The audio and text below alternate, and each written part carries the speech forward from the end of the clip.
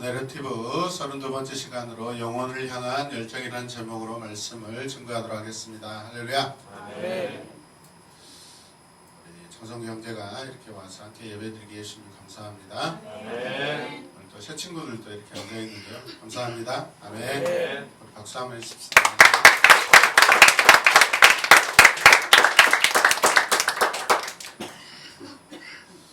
여러분 혹시 이런 경험이 있나요? 여러분들 멀리 여행을 떠났는데 돌아오다 보면 우리가 사는 그 도시들이 가까워졌을 때 그 도시에 수백만 명이 산다 할지라도 내 마음이 돌아올 때 그 도시 향하여서 한 가지 마음이라는 것이죠. 즉 자기가 사랑하는 그 한 사람, 그 사람만 생각하고 자기가 보고 싶은 그 가족이 생각나는 것입니다. 도시를 보면 사랑하는 사람만 눈에 들어오고 마음에 다가오기 시작하는 것이죠. 이것을 보고 한 사람의 영혼을 온 세상과 바꿀 수 없다. 온 세상보다도 더 한 영혼이 더 소중하다라고 그렇게 우리가 성경은 표현하고 있습니다. 사랑하는 여러분, 사람은 동시에 두 가지를 사랑할 수 없습니다. 그러나 하나님은 이 땅에 살고 있는 영혼의 한 사람 한 사람을 마치 그 사람만 사랑하시는 것처럼 그렇게 우리를 사랑하시고 여러분들을 사랑하시고 저와 여러분들 모두를 사랑하신 줄 믿으시길 바랍니다. 아멘. 여러분 한 사람을 그처럼 사랑하시는 그 하나님의 사랑이 오늘 로마서 사도 바울의 고백에 굉장히 깊이 드러나 있다는 것을 우리가 이제 살펴보도록 하겠습니다. 우리 사람들의 사랑과는 전혀 다른 하나님의 사랑이 있어요. 우리 예수님에게서 그 모습을 찾아볼 수가 있죠. 주님이 이 땅에 계셨을 때 만나는 사람들 대할 때마다 여러분 주님의 그 마음이 그 한 영혼 한 사람 한 사람에 파고듭니다. 주님의 생각이 그 한 영혼 한 사람에게 파고듭니다. 그때 그들을 바라볼 때 주님이 뭐라고 말씀하셨죠? 목자를 갈망하는, 그래서 목자를 갈망하며 방황하는 양떼처럼 보인다라고 주님이 말씀하십니다. 마태복음, 마가복음 보면은 예수님께서 무리를 보시고 불쌍히 여기셨다라고 말씀하고 있습니다. 영어 보니까 He had compassion 이렇게 되어 있습니다. 같이 읽읍시다. 시작. 무리를 보시고 불쌍히 여기셨다. 네. 불쌍히 여기셨다라는 그 말 속에는요, 거기 있는 한 사람 한 사람을 가슴에 품고 계신 한 사람 한 영혼을 품고 싶으신 예수님의 강력한 그런 욕구가 지금 느껴지고 있는 것이죠. 하늘 사랑으로 채워주고 싶으신 것입니다. 이해되십니까? 아멘. 이것이 하나님의 사랑이십니다.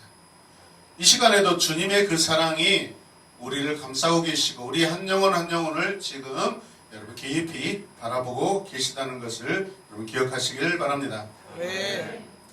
이런 하나님의 사랑이 우리 안에 들어오면 우리는 어떻게 될까요? 우리는 다른 사람을 사랑하게 됩니다. 우리가 그 사랑을 받았을 때 우리는 다른 사람을 사랑하게 된다는 것입니다. 아멘. 그런데 그 사랑은 우정과도 다르고요. 어떤 인간관계와도 다릅니다.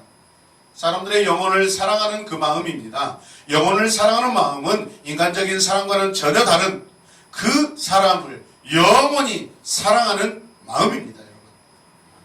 인간에게는 영혼이라는 것이 있습니다. 여러분 여기서 주님이 불쌍히 여기시다라고 불쌍히 여기다는 것 스프링크니 조마에 심장이 찢어지다라는 표현입니다. 주님이 우리 한 사람 한 사람을 바라보실 때 주님의 심장이 마치 찢어지는 것처럼 그런 고통과 통증을 느끼면서 우리 영혼들, 우리 한 심령들을 바라보신다는 거예요, 여러분. 아멘. 우리 인간에게는 영혼이 있어요. 성경의 개념에 의하면 영혼이란 인간 내면에 에너지가 집중되어 있는 그 중심이다라고 말할 수 있어요. 성경에는 영혼을 다하여, 심령을 다하여, 마음을 다하여 같은 의미입니다. 신명기 13장 3절 말씀. 하나님을 사랑할 때, 하나님을 관계할 때 어떤 모습이냐 이 말이죠. 우리 영혼을 다하여, 우리 마음을 다하여, 우리 심장을 다하여, 아멘. 아멘. 생각을 다하여, 우리의 모든 인격을 다하여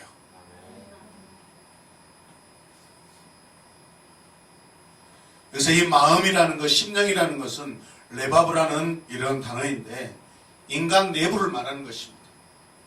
사람이 겉사람도 있지만은 우리 한 사람 한 사람 안에 마치 또 다른 사람이 있는 것처럼 인간 내부 인간이 있는 것 같이 그 안에 어떤 인격적인 존재가 꿈틀꿈틀 움직이고 있다는 거예요. 누구를 향하여? 하나님을 향하여. 거기에서 판단하고 그 안에서 의지가 생기고 어떤 가치관들이 여러분 붙잡고 있고 무슨 일을 하든지 그 중심을 가지고 행동한다는 거예요. 여기서의 욥은 환난 가운데 그의 영혼이 눈물로 녹았다라고 그렇게 자신이 고백합니다. 이건 녹았다라는 것은 쏟아 부었다, 쏟다, 뭘 따르다라는 그런 의미를 가지고 있습니다. 고난을 참고 견디는 가운데 또 다른 표현으로는 영혼이 지쳐버렸다라고 표현할 수도 있습니다. 다 써버렸다는, 내 영혼을 다 써버렸다는, 소비해버렸다는 것이죠. 이런 것들을 요약해보면 영혼은 살아있는 모든 것의 생명이다라고 말씀드릴 수 있고, 영혼은 살아있는 모든 것들의 힘의 근원이다, 원천이다, 그렇게 우리가 말씀드릴 수가 있습니다. 아멘. 네. 이것을 보면 영혼은 살아있는 모든 것의 생명이고 힘이에요, 여러분. 영혼이 탈진되면 아무것도 할 수 없습니다. 기쁨이 없습니다. 때로는 슬픔까지도 느끼지 못합니다. 영혼이 없으면. 이해되세요? 자, 말씀 읽겠습니다. 시작. 이스라엘 향한 바울의 고민은 과연 무엇이었을까? 민족을 향한 고민인가? 아니면 그들의 영혼에 대한 고민인가? 단순한 민족적인 차원에서의 연민은 아닌 것으로 느껴진다. 오늘 본문 9장 1절에서 2절 말씀을 보시면 나는 그리스도 안에서 참말을 하고 거짓말을 하지 않습니다. 내 양심이 무엇을 힘입어서? 성령을 힘입어서 이것을 증언하여 줍니다. 나에게는 큰 슬픔이 있고 내 마음에는 끊임없는 고통이 있다는 것이죠. 마치 다른 성경에서 말씀하고 있는 성령이 탄식하고 성령이 고통스러워하는, 성령이 울부짖고 있는 그런 표현들이죠. 바울 안에 있는 성령, 하나님의 영이 큰 슬픔과 끊임없는 그 고통을 지금 표현하고 계시고 그렇게 느끼시고 계시고 그렇게 표출되고 있는데 지금 사도 바울이 이것을 그렇게 고백하고 있는 것이죠. 여러분, 눈물의 성분을 조사했어요. 교회나 기도원에서 회개하면서 흘리는 눈물과 다른 사람을 저주하면서 억울해서 흘리는 그 눈물 사이에는 알부민의 농도가 엄청난 차이를 보인다고 그래요. 알부민 아시죠? 죽은 사람들 살려낼 수 있는 그러한 성분을 가진 그런 것들이에요. 저도 예전에 몸이 지쳤을 때 종합 비타민 알부민을 먹으면은 많이 좋아지더라고요. 자, 그런데 반면에 양파를 까면서 자극을 받아서 생리학적인 반사에 의한 눈물 성분은요, 장소를 달리해도 성분의 차이는 거의 일어나지 않는다고 그래요. 이처럼 사람의 눈물은 감정 변화에 따라 느끼는 어떤 상황에 따라서 관계의 어떤 정도에 따라서 그 성분이 달라져요. 여러분, 쥐가 흥분한 상태에서 흘리는 눈물 성분에는 거의 변화가 없대요. 그러니까 고양이가 잡아먹으러 왔을 때 아무리 쥐가 막 눈물을 흘려서 나 살려줘요 해도 여러분 눈물에 어떤 성분의 변화가 없어. 감동이 없기 때문에 고양이가 앙 하고 잡아먹을 수밖에 없는 거예요, 여러분. 만약에 그 눈물에, 그 쥐새끼의 눈물에 어떤 변화가 있다면 고양이가 감동해서 가라, 집에 가라, 내가 너 오늘 살려준다, 분명히 그랬을 거예요. 안 된다는 거예요. 무슨 말이에요? 사람이 흘리는 눈물과 일반적인 동물들이 흘리는 그 눈물의 성분 자체가 같다 다르다? 다르다는 거예요. 그러니까 여러분, 이곳에 와서 눈물을 흘리면 막 기도할 때 성분이 다르대요. 정말 하나님 보시기에 감동 때는 하나님의 마음을 자극할 수 있는 그런 성분이 일어난가 하면 하나님 굉장히 짜증나게 하는 그런 성분도 있을 수가 있어요. 잘 들으셔야 돼요. 눈물 잘 흘려야 됩니다. 제가 맨날 우리 성도들 오늘 밤 어젯밤 참 뜨겁게 눈물 흘리며 기도했다면 저쪽에 계시는 목사님이 굉장히 이렇게 시원찮게 생각하시면 눈물을 흘려야만 됩니까?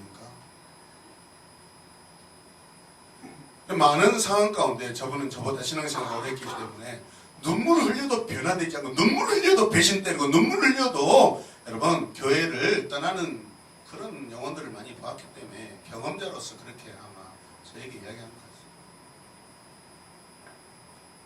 같습니다. 여러분의 눈물이 사람을 움직이고 심령을 움직이는 그런 눈물의 성분이 그냥 나타나는 눈물을 흘리시기를 주님의 이름으로 부탁드립니다. 네. 쥐 눈물 흘리지 마세요.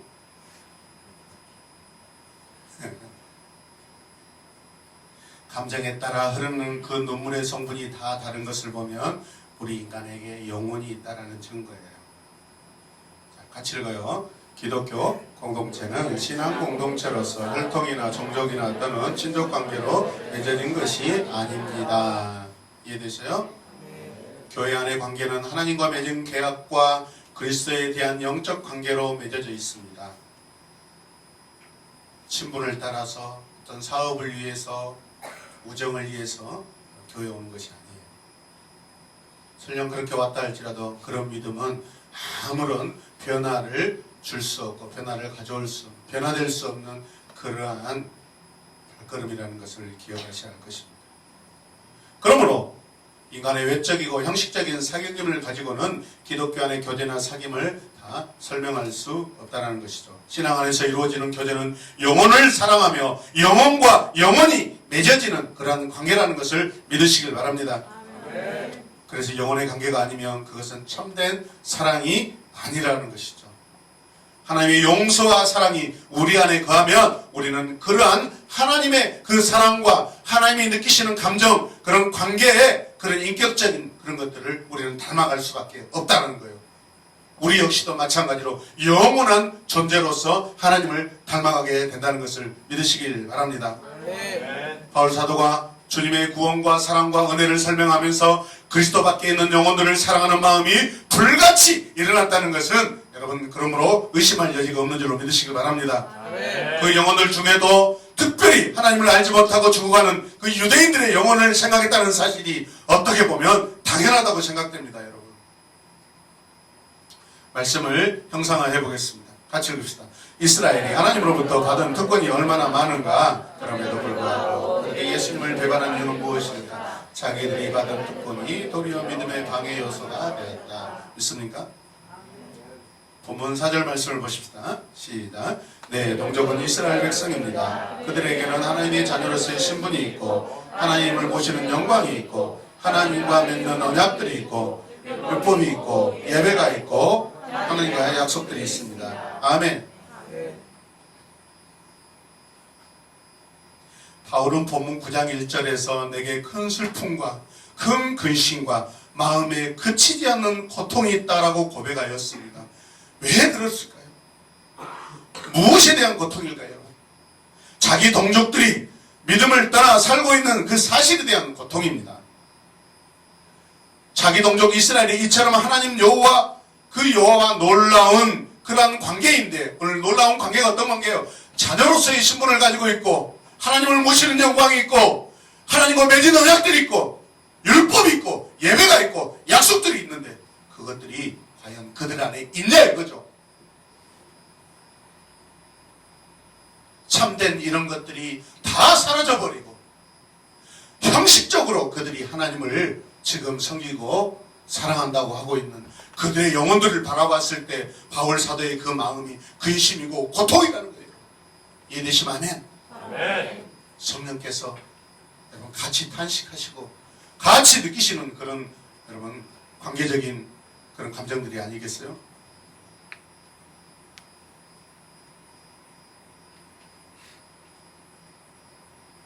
이 말씀은 바울이 자기 민족을 사랑하는 마음이라고 볼 수도 있어요.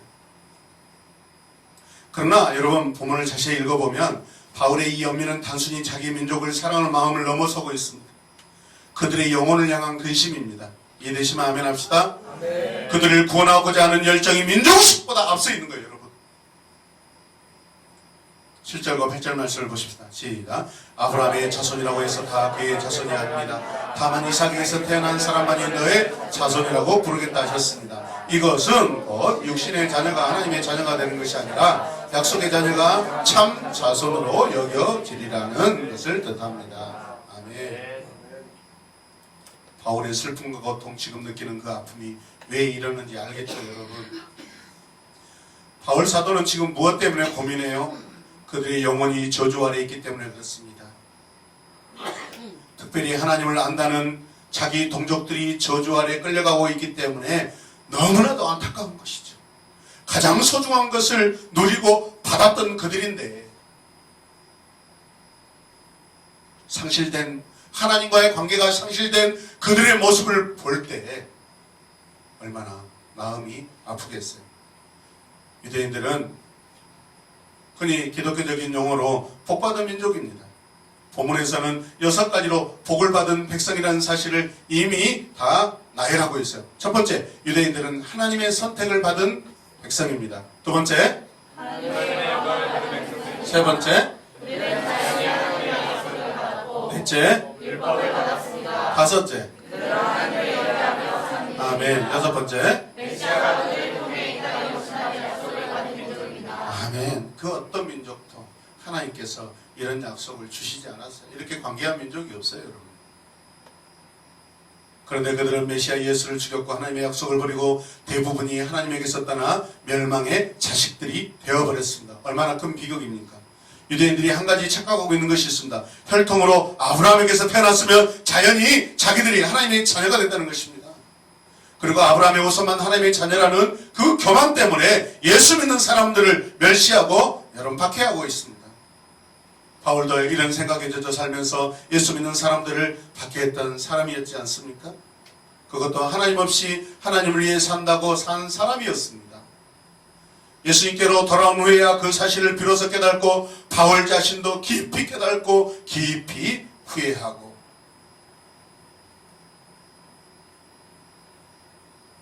이 사실을 깨달은 바울은 유대인의 생각이 얼마나 어리석은가를 깊이 느끼고 있습니다. 그래서 이들을 어떻게 하면 깨우쳐줄까? 어떻게 하면 그들이 돌아오게 할까? 그 생각들이 모아져서 감정의 고통과 근심으로 지금 보고 있는 거 아니겠습니까? 할렐루야! 네. 바울 자신도 예수 믿는 사람들을 찾아다니며 죽였죠. 지금은 오히려 찾아다니면서 전도하고 있습니다.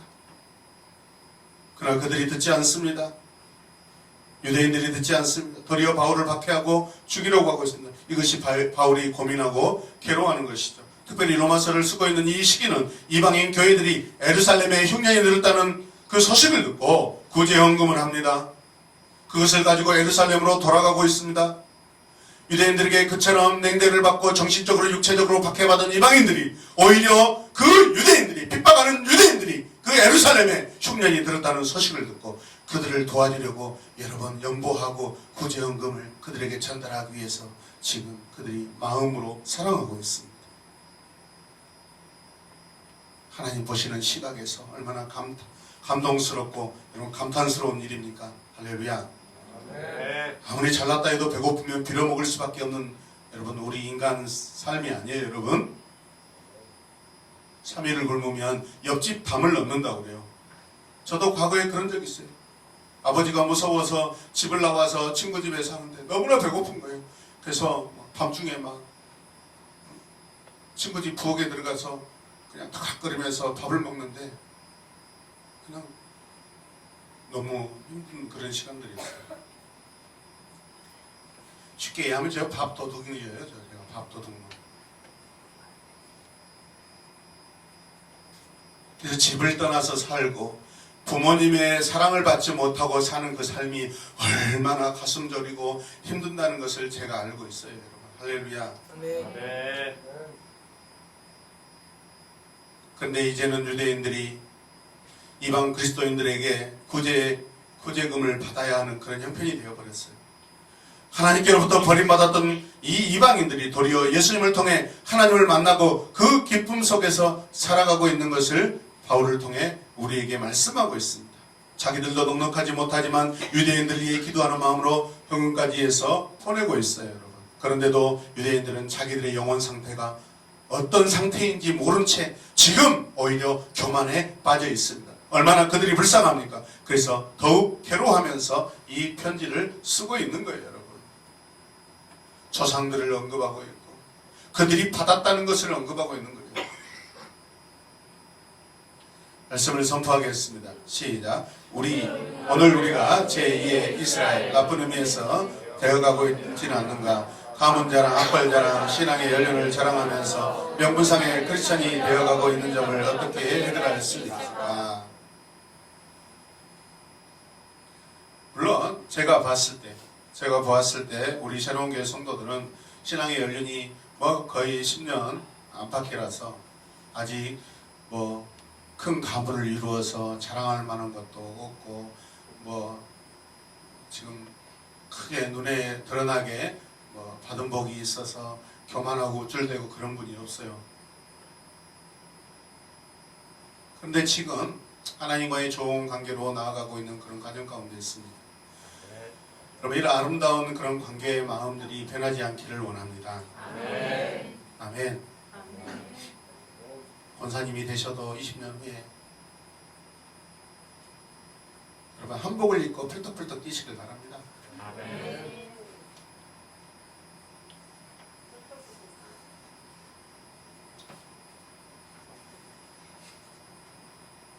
대 목사님이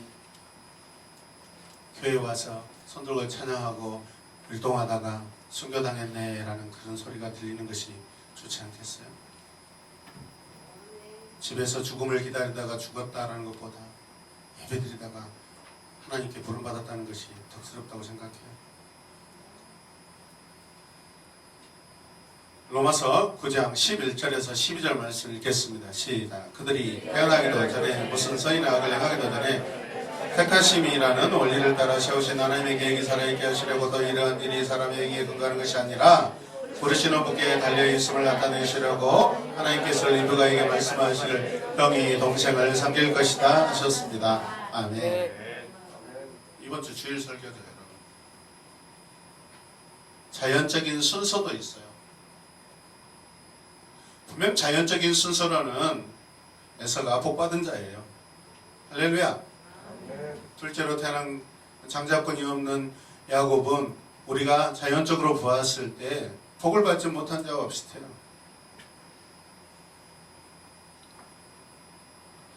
그러나 여러분, 이 세상에는 잘 들으세요.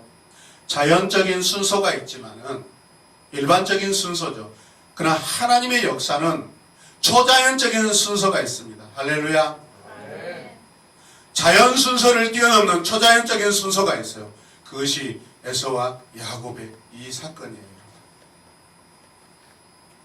엄마의 태에서 나오는 자연적인 순서가 있지만, 정해진 순서가 있지만, 그러나 하나님께 택함 받은 것은요, 초자연적, 그 인간적인 자연적인 그 순서를 뛰어넘는 하나님만 가지고 계시는 초자연적인 순서, 여러분, 그게 하나님의 선택이고 예정이고 사랑입니다, 여러분. 할렐루야.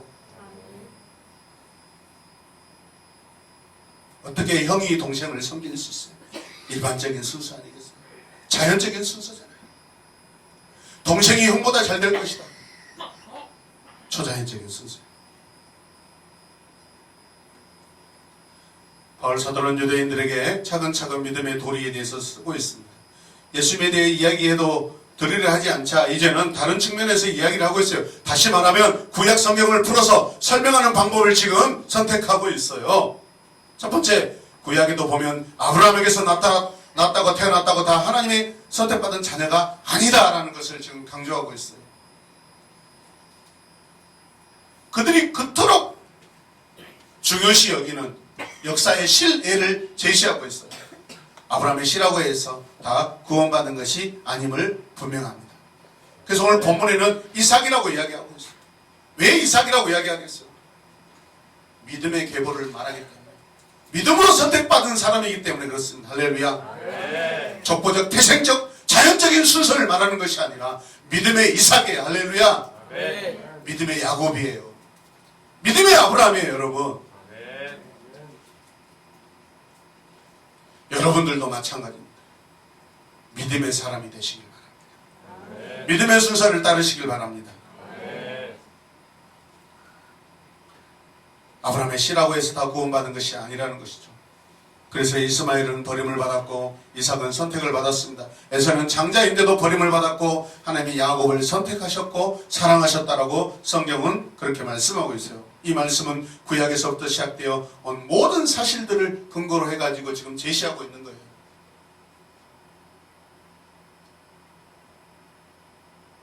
너희들이 그렇게 자부하고 있는 아브라함, 그러나 그 후손들 하나님이 어떻게 선택하고 어떻게 역사를 이끌어갔냐를 보라는 것이죠.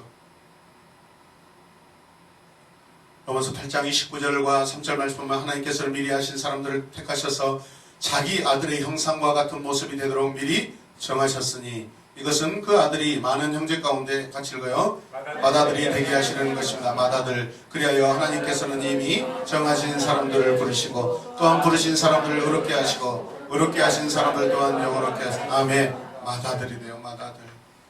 죄인 중에 죄인 중에 계셨던 저희들을 감히 하늘 아들 독생자 그분과 똑같이 하시겠다. 아멘입니까? 우리가 미리 택하신 예정을 이야기할 때 지켜야 할 법칙이 있다고 우리는 잘 알고 있습니다.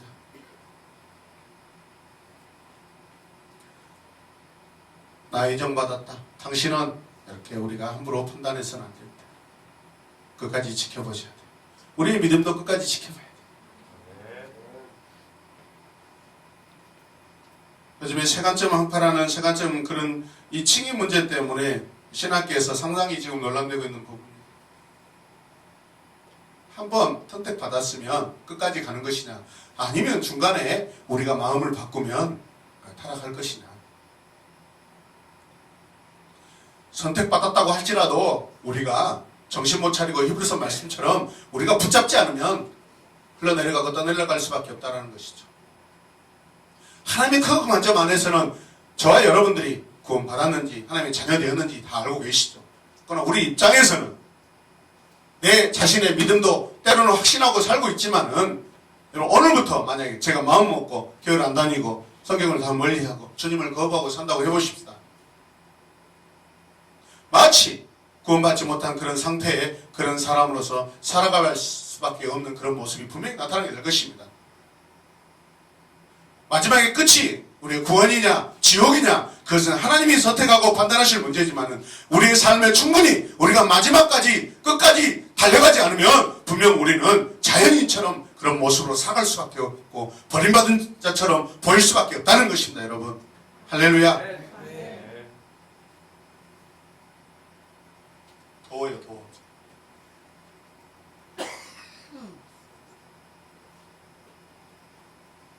아브라함의 씨라고 다 구원받는 것이 아니다. 그러므로 교만을 벗고 겸손하게 하나님께 나아오라고 바울이 우리에게 권면하고 있습니다. 둘째, 구약의 이스라엘은 신앙 공동체이지 혈통 공동체가 아니라고 분명히 말씀하고 있습니다. 이삭은 약속을 믿음으로써 얻은 자식입니다. 야곱도 믿음으로 산 사람입니다. 믿음 있는 사람들은 모두 구원을 받았지만 믿음이 없는 자들은 버림을 받았습니다. 출애굽 당시에 유대인들도 물론 유대인들과 함께 모세의 인도를 따라서 나온 여러분 이방인들이 있습니다. 그것을 어떤 성경에는 잡족이라고 이야기하는데 세번역 성경에서는 다른 이방인들, 다른 민족들이라고 표현하고 있습니다. 출애굽기 12장 37절에서 38절 읽겠습니다. 시작. 마침내 이스라엘 자손이 라암산을 떠나서 수코스로 갔는데 딸린 아이들 외에 장정만 해도 60만 가량이 되었다. 그 밖에도 다른 여러 민족들이 많은 그들을 따라 나섰고 양과 소 등 수많은 짐승 떼가 그들을 따랐다. 다른 여러 민족이라고 하니까 마치 어떤 우월감이나 또 열등감이 민족 안에 있는 것이 아닌가. 우리는 설령 그렇게 생각하지만 그러나 하나님의 눈에 하나님의 관점에 봤을 때는 동일하게 다 선택되고 다 사랑받는 그러한 여러분 무리들인 줄로 믿으시길 바랍니다. 성경 번역자들은 설령 유대인들을 잘못 높여서 감정적인 그런 부분들로 여러분 번역이 되어 있을 수도 있어요. 영어 번역본에는 이렇게 되어 있어요. 같이 읽어죠. Many other people went up with them. 같이 이야기하고 있어요. 같이. 많은 민족들이 같이 움직였다는 거죠. 아멘. 아멘. 구별하지 않습니다. 그러므로 바울이 말하고자 하는 것은 이스라엘 사람들이 아브라함에게 속했다. 그 한 가지를 자랑하면서 예수를 부인한 일을 회개하라는 것이죠. 그리고 돌아오라는 것입니다. 본문에서 주의 깊게 살펴봐야 될 여러 가지 교훈이 있는데 몇 가지만 말씀드리고 마무리하겠습니다. 첫 번째, 유대인들처럼 조상만 자랑하는 성도가 되어서는 안 됩니다. 여러분들 부모 중에서도 모태신앙도 있을 것이고 우리가 자주 하는 말들이 있죠. 나는 우리 어머니 기도로 복을 받았고 나는 우리 할머니의 기도로 내가 교회를 다니게 되었다. 그렇게 말할 수도 있죠. 자랑스럽기도 하죠. 한 가지 우리가 반성해야 될 것은 자기의 믿음은 어디 갔냐 이 말이죠. 그분들의 기도와 그분들의 어떤 하나님께 복을 받아서 내가 이 자리에 있다면 그러면 정말 중요한 내 믿음은 어디 있냐 이 말이죠. 이제는 조상 선조들의 어떤 믿음을 자랑하지 마시고 하나님과의 1대1의 관계에서 나의 믿음을 드러내고 나의 믿음을 자랑하고 기도의 체험도 하고 하나님과의 만남의 체험도 스스로 내 것을 이야기하시기 바랍니다. 다른 거 필요 없어요. 다른 사람 거 필요 없어요. 내가 하나님을 만난 것이 중요해요, 여러분.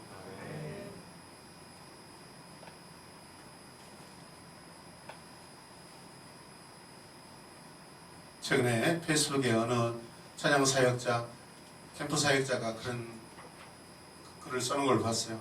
제 마음에 똑같은 생각. 8월 5일부터 7일까지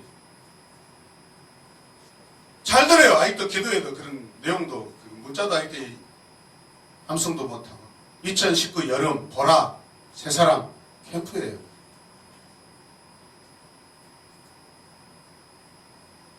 창세기 1장 설명해주고 2장 설명해주고 아담 설명해주고 하와 설명해주고 뱀 보여주려고 이거 하는 거 아니에요.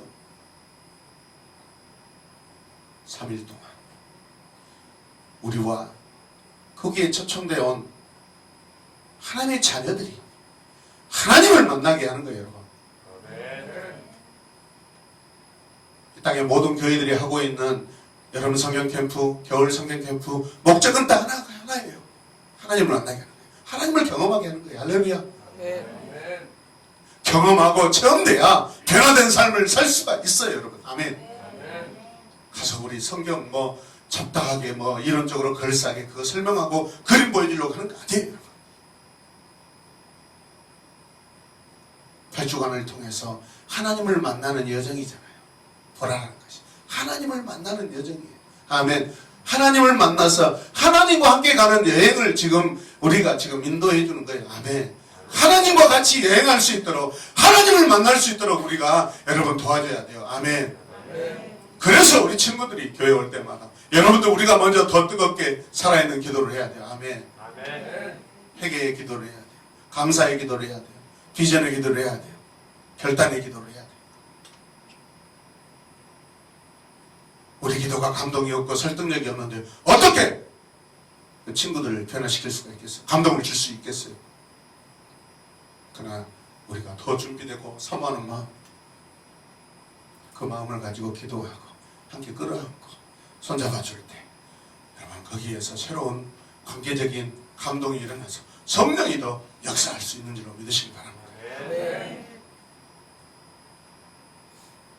하나님을 만난 사람들은요 영혼을 사랑하는 마음을 가지게 되고 또 가져야 합니다. 할렐루야. 거듭나야 돼요. 거듭나야 돼요. 중생 본 어겐을 하셔야 돼요. 물과 성령으로 거듭나야 돼요. 아멘. 우리 공동체도 보십시오. 신실하고 성령 충만하다 했더니 거듭나지 않고 성령 충만하지 않으니까 공동체를 떠나 있고 여러분 예배 시간에도 들어오지 못하고 있고 참담한 일입니다. 참담한 일이에요.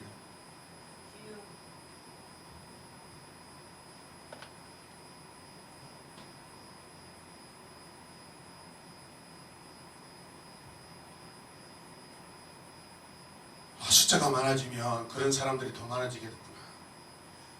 예배자가 아니라 구경꾼들이 많이 들어와 있겠구나. 너무 괴로워요. 그거 생각하면. 큰 교회 하고 싶지 않아요. 수천 수만 명 하고 싶은 마음도 없고 능력도 없지만 하나님도 알지 못한 사람들이 친분관계로 어떤 체면관계로 들어가고 앉아있다. 그게 아무런 쓰잘데없는 짓이에요. 거듭나지 않으면 지속적인 주님을 사랑하는 마음이 없다면 우리의 신앙은 여러분 다 껍질이고요. 모양뿐이에요. 우리 친구들 찬양할 때 정말로 그 가사를 막 씹어먹으면서 묵상하면서 할렐루야 그 가사를 내 가슴에 집어넣으면서 생각하면서 부르야 돼요. 평화로 할 때 정말로 그 평화가 나에게 느껴져야 돼요. 아멘. 느껴질 때까지 찬양을 하셔야 돼요. 주님은 분명 느끼게 하셔요, 여러분.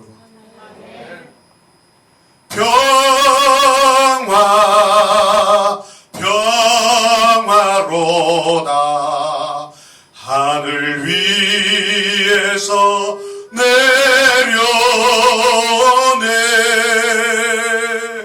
그 사랑의 물결이 영원토록 내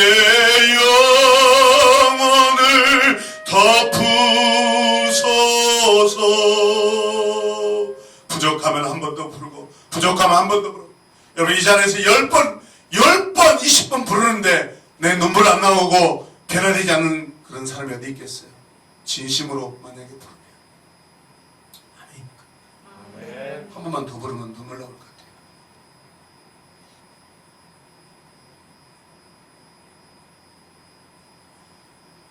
여러분 성경을 읽어서만 여러분들이 하나님을 만날 수 있는 건 아니에요.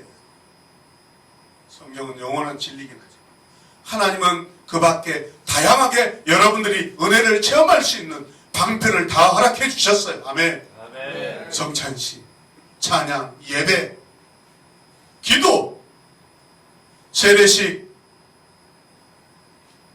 은혜의 방편들을 우리에게 허락해 주셨어요.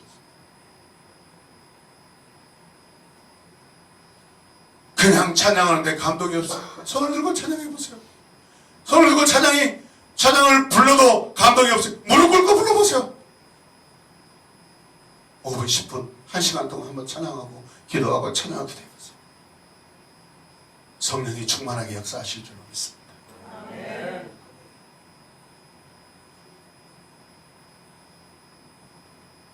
우리 하나님은 유대인의 하나님이시고 이방인의 하나님이시고 오늘 저와 여러분들의 하나님이셔요. 아멘.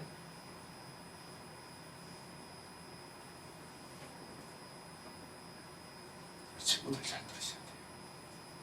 그 친구들이 저 북교에 가서 소그룹 팀으로 맺어졌을 때 기도하시다. 와! 사분을 이게 뭐지? 유빈이가 혜성이가 민이가 옆에 친구들 서로 확 잡고 기도합니다. 이 친구들이 막 정신이 맞췄던 거예요. 이게 놀러 온 게 아니에요. 사모님이 지금 페이스북 갑자기 친구가 돼가지고 안 해주고 싶었는데 다 드러나니까 속이지도 못하고 다 낱낱이 여러분 율동 연습한 거 다 보고 와 감사합니다. 성실하게 준비해 주셔서 은혜가 되네요. 지금 그렇게 고백하고 계셔요. 여러분. 아멘. 아멘. 잘하고 있어요. 지금 너무 잘하고 있어요. 잘하고 있는데 마음이 흐트러지면 안 돼요. 아멘. 특별히 창세기 18장 23절 27절 28절 같이 읽겠습니다. 주님께서 의인을 기꺼이 악인과 함께 쓸어버리시겠습니다. 티끌이나 제밖에 안 되는 주제에 제가 주님께 감히 아뢰입니다. 의인이 신명에서 5명이 모자란다고 하면 어떻게 하시겠습니까?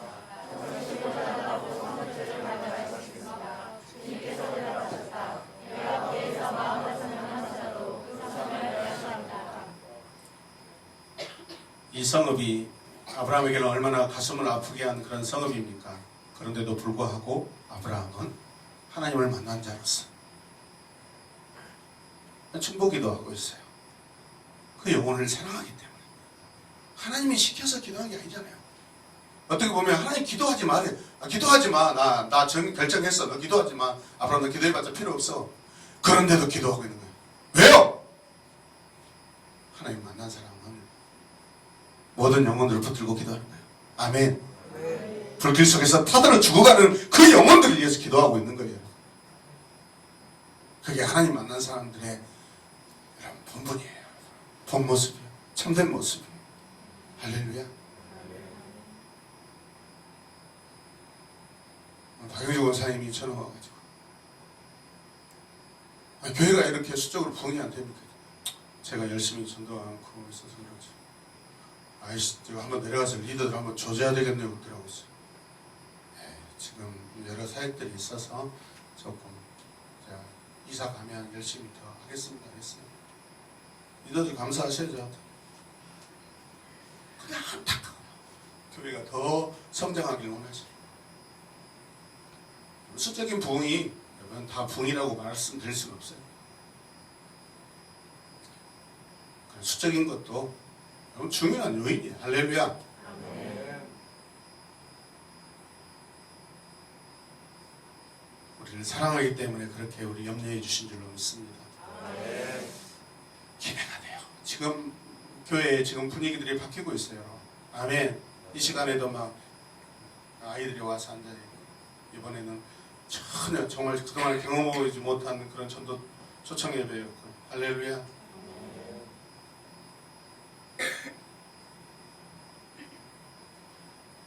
기도합시다. 가지고요. 신앙은 영원한 현재이다.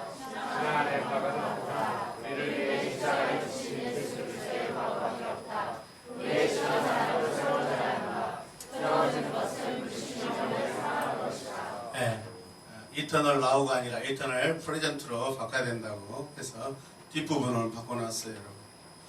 마지막 절 13절 말씀 같이 읽을까요? 시작. 이것은 성경에 기록한 바 내가 야곱을 사랑하고 에서를 미워했다 한 것과 같습니다.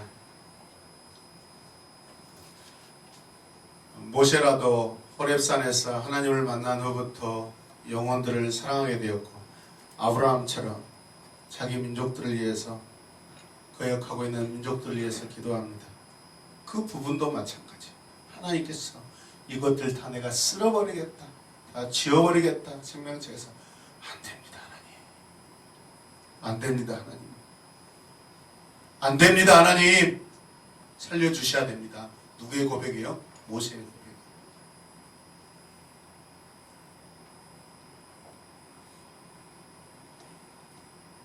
다른 사람의 영혼을 사랑하는 열정이 있어야 하는데 이 열정을 우리는 패션이라고 해요. 패션. 따라서 패션 하는데 이 패션은 또 다른 의미가 있는데 고난당하다, 순환당하다라는 패션 오브 크라이스트 할 때 어떤 사람들이 예수님의 열정이라고 그렇게 여러분 해석하고 적용하는 분도 있지만 또 다른 의미 뭐라고요? 예수님의 고난 순환이에요. 아멘. 패션 오브 크라이스트. 열정이 있으니까 순환당하죠. 순환당하시는 것은 그의 하나님의 마음을 사랑하는 열정이 있기 때문에 가능한 것이죠. 여러분. 동일한 언어예요. 제가 여러분들을 그냥 바쁘게 할 때 우리 목사님 참 열정이 많으시다. 그렇게 생각하셔요. 저러다가 고난당하시지. 그렇게 하지 마시고.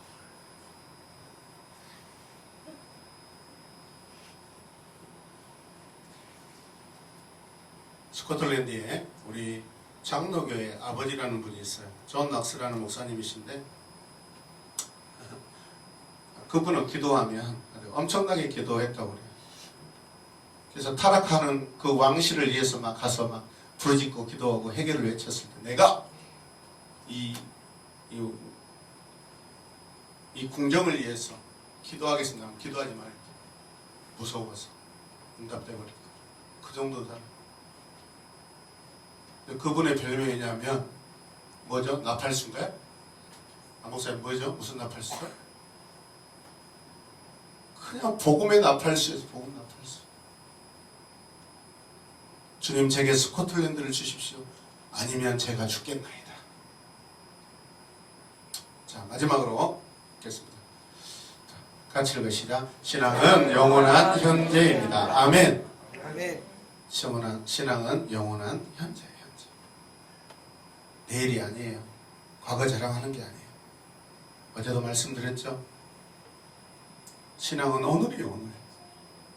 성실한 오늘이 과거를 만들고 미래도 만들어내는 거예요. 할렐루야. 오늘이 중요해요. 오늘이. 신앙은 하나님과 오늘이에요. 오늘. 지금입니다. 할렐루야. 아멘. 영혼의 눈을 뜨시고 영혼을 바라보시고 더 많은 영혼들을 사랑하는 우리 모두가 되시길 주님의 이름으로 축복합니다. 기도하겠습니다. 하나님 감사합니다. 영혼을 향한 열정 우리 안에 새롭게 샘솟게 하여 주시옵소서. 우리가 그동안에 영혼에 대해서 나태하였다면 주님 우리의 마음 새롭게 교훈하셔서 돌이키게 하시고 새로운 열정으로 새로운 비전으로 하나님 다시 시작할 수 있도록 은혜를 더하여 주시옵소서. 이 모든 것들 다 주님이 하신 줄로 믿습니다. 나의 수고와 노력 위에 성령의 기름을 부어 주시옵소서. 예수님의 이름으로 기도드립니다. 아멘.